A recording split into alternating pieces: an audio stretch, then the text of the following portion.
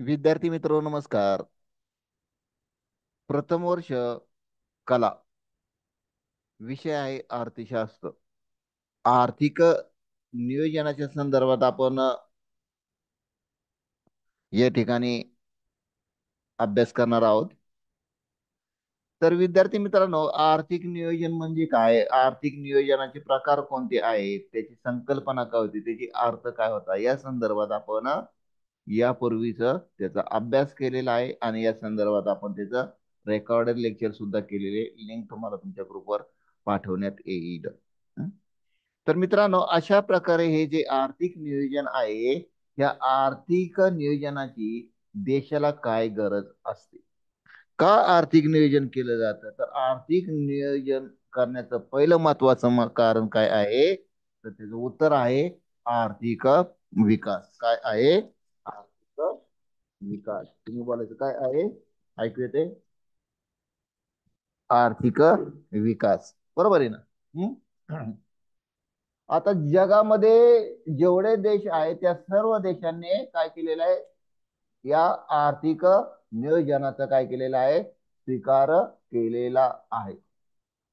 हम्म? स्वीकार काय केलेला आहे त्या ठिकाणी केलेला आहे. थोडस मी टाईप करतो म्हणजे तुम्हाला इथं दिसून येईल. जसं आपण फळावले येतो तसंच इथं आपण इथं ऍज ए ब्लॅकबोर्ड म्हणून या ठिकाणी याचा उपयोग करणार आहोत. पहा, जर त्या ठिकाणी नियोजन नसेल तर त्या ठिकाणी आर्थिक विकासाचं ध्येय साध्य करण्यासाठी मित्रांनो अनेक अडथळे येतात. मग हे अडथळे दूर करून विकास प्रक्रियेला वेग देण्याची काय असते, जी काही गरज असते त्या ठिकाणी ही गरज नियोजनामधून पूर्ण होत असते.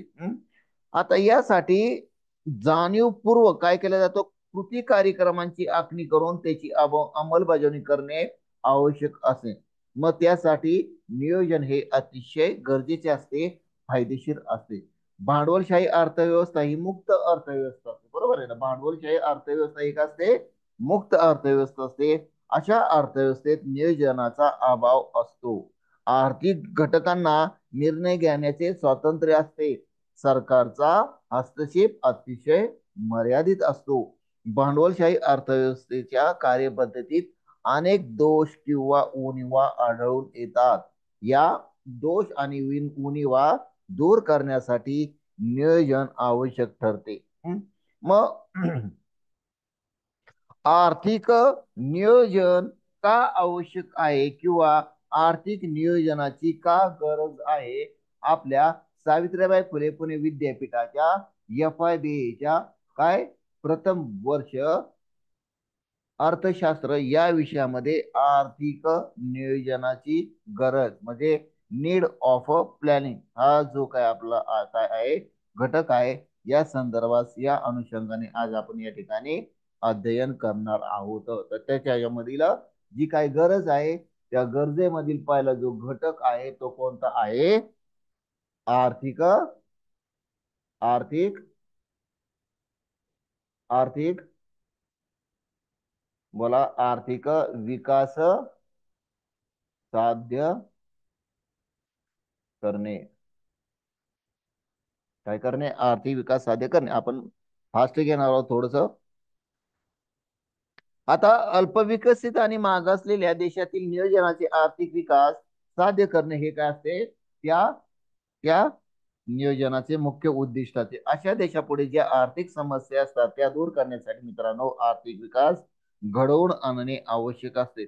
आर्थिक विकास साध्य करण्यासाठी नियोजनबद्ध काय केलं जातं, कृती व कृती कार्यक्रमाची काय असते, गरज असते. काय असते? कृती कृती व कृती कार्यक्रमांची त्या ठिकाणी काय असते, गरज असते.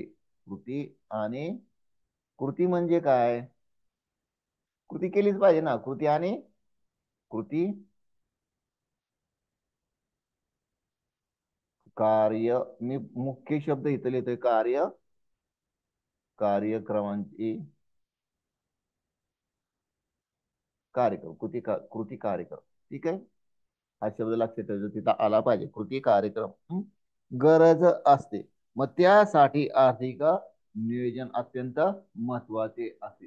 आता दुसरा जो घटक आहे त्यामध्ये काय आहे, दारिद्र्य दूर करणे. काय करणे? दारिद्र्य दारिद्र्य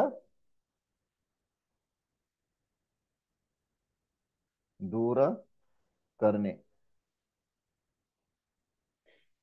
पहा, ज्या देशामध्ये दारिद्र्य मोठ्या प्रमाणात आहे अशा देशात दारिद्र्य दूर करण्यासाठी आर्थिक नियोजनाची आवश्यकता असते. आता नियोजनाद्वारे त्या ठिकाणी शेती क्षेत्र असेल, उद्योग क्षेत्र असेल, व्यवसाय असेल, तर अशा क्षेत्रांचा विकास होऊन देशातील दारिद्र्य दूर करण्यास नियोजनाने त्या ठिकाणी मदत होते. त्याचप्रमाणे जर पुढचा जो मुद्दा आहे तो कोणता आहे, अनियोजित अर्थव्यवस्थेचे दूर.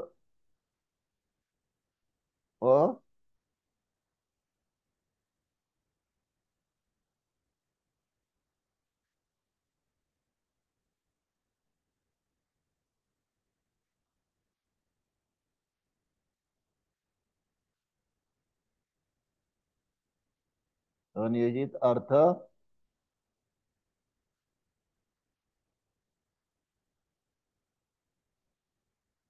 अर्थव्यवस्थेचे दोष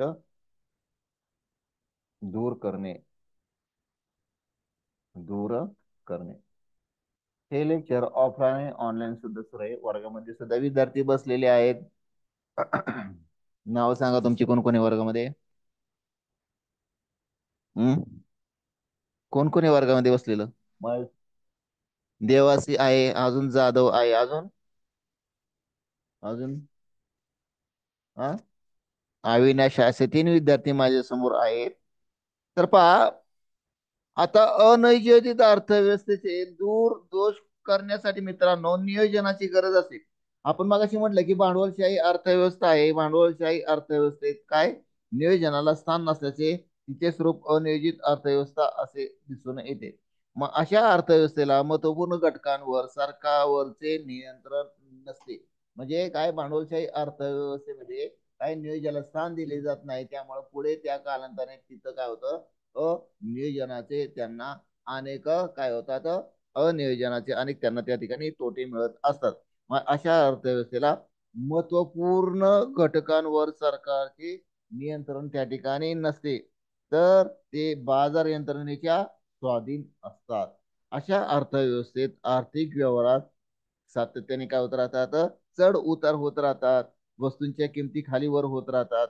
व्यापार चक्र हे भांडवलशाही अर्थव्यवस्थेचे प्रमुख वैशिष्ट्य आहे. काय? व्यापार चक्र त्या ठिकाणी सारखी येत राहतात. तेजी मंदीच्या रूपात होणारे हे आर्थिक चढ उतार टाळणे आवश्यक असते आणि त्याचे अर्थव्यवस्थेतील अनेक घटकांवर दुष्परिणाम घडून येतात. असे चढ उतार टाळण्यासाठी आर्थिक नियोजनाची गरज तिथं महत्वाची ठरते. आता पुढे जो महत्वाचा तो कोणता आहे मित्रांनो, की त्या ठिकाणी प्राइस स्टॅबिलिटी पाहिजे. म्हणजे किंमत स्थैर्य प्रस्थापित करणे. काय करणे? किंमत स्थैर्य प्रस्थापित करणे. किंमत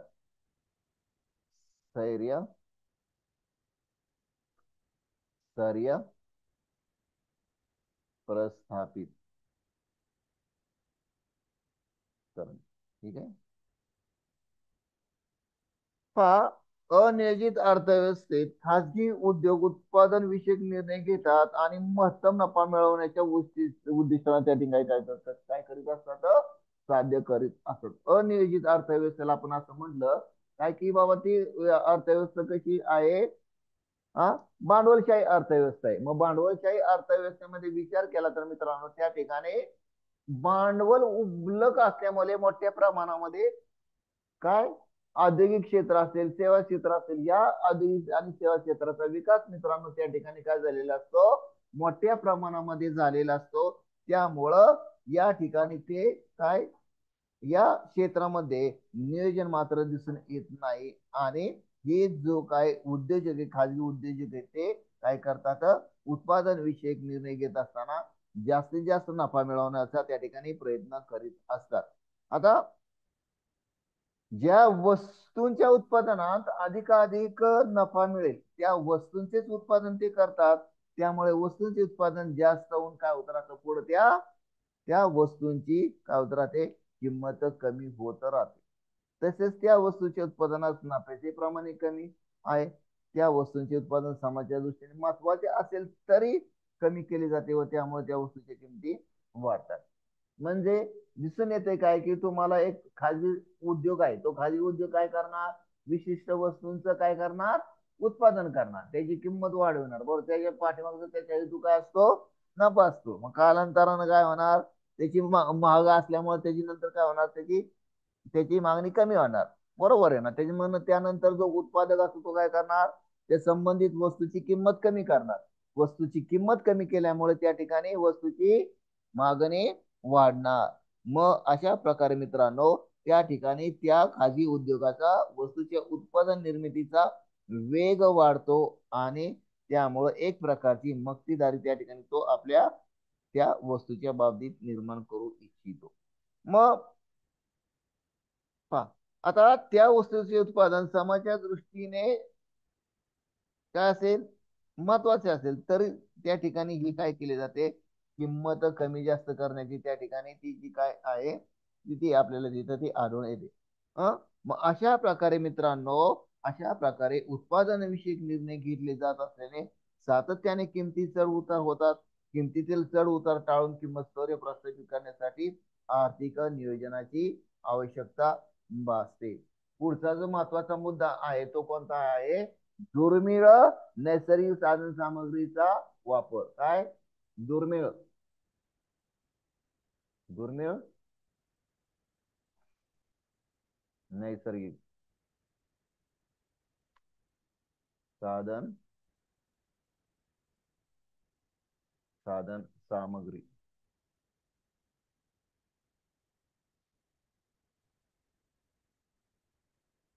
वापर. ठीक आहे, वापर. आता निसर्गामध्ये काय साधन संपत्ती आहे पहा, कोणत्याही देशाचा विकास हा त्या देशामध्ये उपलब्ध असलेली नैसर्गिक साधन संपत्ती आणि त्या नैसर्गिक साधन सामग्रीची विपुलता याला अनुसरून झालेला आहे. हा, आता आखाती देश आहेत, या आखाती देशामध्ये काय आहे की असं त्या नैसर्गिक साधन सामग्रीवर त्या देशांनी आपला स्वतःचा विकास साधलेला आहे. आखाती देशांमध्ये काय दिसून येते सांगा, कच्च्या तेलाच्या खाणी मोठ्या प्रमाणामध्ये, बरोबर आहे ना. हा, इंग्लंड असेल, अमेरिका असेल, हा, त्यांच्या त्या देशामध्ये मित्रांनो जे काही खनिजे आहेत त्या खनिजांमध्ये काय आहे, ते खनिजे काय आहे तर मोठ्या प्रमाणामध्ये आहेत. तर भारतामध्ये पहिल्यांदा आपण काय केलं, ब्रिटिश जेव्हा आले तेव्हा ब्रिटिशांनी मोठ्या प्रमाणावर काय केलं, दळणवळणाच्या सोयी उपलब्ध करून दिल्या. आज जर आपण आपल्या आसपासच्या भागामध्ये जिल्ह्यांमध्ये गेलो तर त्या ठिकाणी काय दिसतात, ब्रिटिश कालीन काय दिसतात, पूल दिसतात, बरोबर आहे ना. तर ब्रिटिशांनी पहिल्यांदा दळणवळणाची सोय केली, म्हणजेच काय केलं, रेल्वेची सोय केली, बरोबर आहे ना. मग भारतामध्ये ब्रिटिशांना काय दिसलं, इथं पोलादाच्या लोखंडाच्या, बरोबर आहे ना, हा, त्याचप्रमाणे कशाची, दगडी कोळशाची खाणी मोठ्या प्रमाणावर आहेत. म्हणजे रेल्वेसाठी तुम्हाला पोळाच मिळाला, लोखंड मिळाला, रेल्वे चालवण्यासाठी काय मिळालं तुम्हाला, कोळसा मिळाला. तर ब्रिटिशांनी मित्रांनो भारतामध्ये त्या काळी असलेले मोठ्या प्रमाणामध्ये नैसर्गिक साधन संपत्ती त्या दळणवळणाच्या माध्यमातून त्यांच्या स्वतःच्या देशामध्ये झाली. भारत हा असा एवढा नैसर्गिक साधन संपत्तीच्या बाबतीत काय होता, सुख समृद्धी देश होता की इतर अनेक राष्ट्रांची जी काय परकीय परकीय वसाहतीच्या आक्रमी झाल्या त्या काय तर देशामध्ये उपलब्ध असलेली नैसर्गिक साधन संपत्ती, मौल्यवान खजिन्याचे हिरे हिरे वगैरे असे थोडे काही मौल्यवान खजिने आपल्या भारतामध्ये होते. तर अशा प्रकारे मित्रांनो दुर्मिळ अशा नैसर्गिक साधन सामग्रीचा अधिक चांगल्या प्रकारे वापर करायचा असेल आणि त्यामधून आपल्या देशाचा विकास करायचा असेल तर त्या ठिकाणी काय, त्या नैसर्गिक साधन सामग्रीच्या बाबत नियोजन करणे आवश्यक आहे. पुढचा जो मुद्दा आहे पायाभूत सुविधांचा अभ्यास. काय, सुविधांचा अभ्यास, सुविधांचा सुविधांचा विकास म्हणूयात, बरोबर आहे ना, विकास. पहा, आता शेती आणि औद्योगिक क्षेत्राचा जर विकास घडून यायचा असेल तर त्या ठिकाणी पायाभूत सुविधांची गरज महत्वाची आहे. याच्यामध्ये काय येतं मित्रांनो, आता शेती म्हणलं की शेतीला काय पाहिजे, पाणी पाहिजे. हा, मग पाणी कुठनं मिळतं आपल्याला? पावसाद्वारे. पाणी कुठं जातं मग ते आपण कुठं साठवतो? नदी, नाले, बंधारे, बरोबर आहे ना? हे काय आहेत? नदीचे हे काय आहेत? पाण्याचे स्रोत आहे. त्याद्वारे ते पाणी कुठे जातं? समुद्राला जातं. पण समुद्राच्या जाण्याच्या अगोदर आपण ते काय करतो? विशिष्ट धरणावर वगैरे त्या ठिकाणी काय करायचं? अडवण्याचा प्रयत्न करतो. आता डॉक्टर बाबासाहेब आंबेडकरांचं या शेती संदर्भाच्या संदर्भात किंवा ही जे काय पायाभूत सुविधांचं जे काय योगदान आहे, बरोबर आहे, त्यासाठी डॉक्टर बाबासाहेब आंबेडकरांनी काय, तर भारतातील पाण्याचे आणि विजेचे नियोजन डॉक्टर बाबासाहेब आंबेडकरांनी केलेले अलग लक्षात. महायुद्धानंतर संपूर्ण जगाचे काही आर्थिक नियोजन ढासळले होते, त्यावेळी डॉक्टर बाबासाहेब आंबेडकरांचे विचार देखील त्या ठिकाणी त्यांनी मांडलेले आपल्याला दिसून येतात. नदी खोरे कुंड प्रकल्पाचा विकास देखील त्यांनी त्या ठिकाणी केलेला आहे. विद्युत विद्युत ऊर्जेच्या संदर्भात त्यांचं देखील त्या ठिकाणी मोठ्या प्रमाणात मित्रांनो त्या ठिकाणी योगदान त्या ठिकाणी दिसून येतं. त्याचप्रमाणे डॉक्टर बाबासाहेब आंबेडकर हे भारतीय शेतकऱ्यांच्या समस्येचे चांगले जाणकार होते. त्यांनी शेती प्रधान देश आणि ग्रामीण विकास आणि औद्योगिक क्षेत्र याच्यावर देखील त्यांनी खूप असा अभ्यास केलेला आहे. त्यामध्ये असलेल्या समस्या सोडवण्याचा त्यांनी प्रयत्न केलेला आहे. म्हणजे नदी जोड प्रकल्प आहे, हे डॉक्टर बाबासाहेब आंबेडकरांनी काय मांडलेली आहे, एक मोठी योजना होती. तर या ठिकाणी मित्रांनो आता आपण बघितलं पायाभूत सुविधांचा विकास. हा, जर आपल्या देशामध्ये जर आपल्या देशाच्या लोकसंख्येचा विचार केला तर आपल्या देशाची लोकसंख्या मित्रांनो काय सर्वाधिक अधिक होण्याच्या दिशेकडे वाटचाल करीत आहे. मग अशा या वाढत्या लोकसंख्येत अशा ह्या वाढत्या लोकसंख्येच्या अन्नधान्याच्या गरजा भागवण्यासाठी मित्रांनो त्या ठिकाणी काय केलं पाहिजे? या पायाभूत सुविधा अगोदर काय केल्या पाहिजेत? चांगल्या प्रकारे विकसित केल्या पाहिजेत, पुरविल्या पाहिजेत. मग याच्यामध्ये रस्ते असेल, रेल्वे असेल, धरणे असेल, वीज निर्मिती असेल, बरोबर आहे ना, याच्यामध्ये त्या ठिकाणी प्रगती झाली पाहिजे. आता आपल्या पंतप्रधानांनी सांगितले की बाबा आपण काय करायचंय? हा, सौर ऊर्जेचा काय करायचं? अधिकाधिक वापर करायचा, बरोबर आहे ना? हा, आता आपण पेट्रोल डिझेलच्या गाड्या मोठ्या प्रमाणामध्ये वापरतो. आपण आता करायचं त्याला पर्याय काय? इलेक्ट्रॉनिक वाहनांचा आपण त्या ठिकाणी वापर करायचा. म्हणजेच काय की आपण ही जी काय नैसर्गिक साधन सामग्री जी काय आहे मित्रांनो, तिचे साठे संपुष्टात येत आहेत आणि ह्या संपुष्टात असण्याच्या मार्गाच्या अगोदर आपण त्याला त्या ठिकाणी पर्याय काढणे आवश्यक आहे. आणि यामधूनच मित्रांनो या दुर्मिळ नैसर्गिक साधन सामग्री मधून आपल्याला पायाभूत सोयी सुविधांचा विकास करायचा आहे, बरोबर आहे ना? मग प्रवास म्हटलं की आपण विमानानं प्रवास करतो, रेल्वेने प्रवास करतो, बरोबर आहे. आता सर्वात स्वस्त प्रवास कोणता? कोण सांगतंय? जलप्रवास, बरोबर आहे ना? जलप्रवासाला जास्त खर्च येत नाही, पण तो त्या ठिकाणी धोका अधिक असतो. तर अशा प्रकारे मित्रांनो आपण हे 6 मुद्दे या ठिकाणी अभ्यासलेले आहेत. 6 मुद्द्यांची आपण व्यवस्थित या ठिकाणी चर्चा केलेली आहे. तुम्हाला काही समस्या असतील तर काय करा, मला तुम्ही त्या संदर्भात प्रश्न विचारू शकता. काय अडचण आहे कोणाला? हा,